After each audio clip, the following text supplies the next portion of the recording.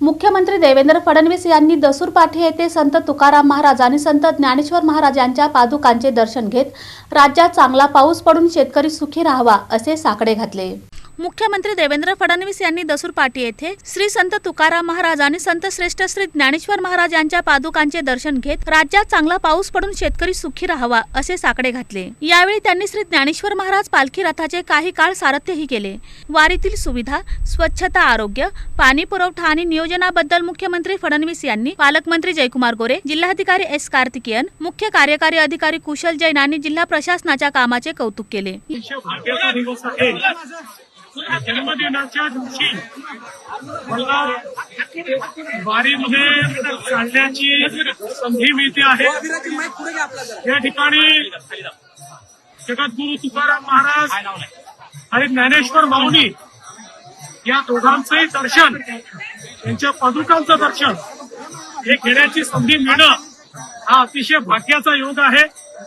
आणि त्याचसोबत हे जे सगळे वारकरी आहेत हे माऊलीचं जिवंत स्वरूप आहे। सगळे वारकरी एकत्रित मिळून माऊलीच्या स्वरूपातच आपल्याला पाहायला मिळतात।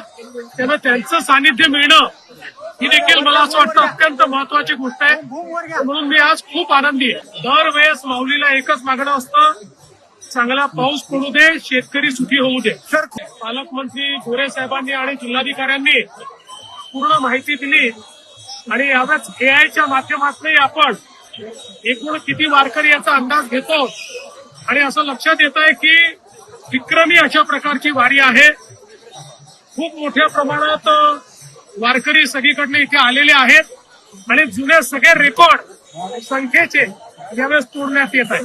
जिल्हा प्रशासनाला, जिल्हाधिकारी असतील, सीओ असतील, एसपी असतील आणि विशेषतः पालकमंत्री जयकुमार गोरे यांनी गेल्या 2 वर्षामध्ये वारीचं स्वरूप बदलून टाकलं।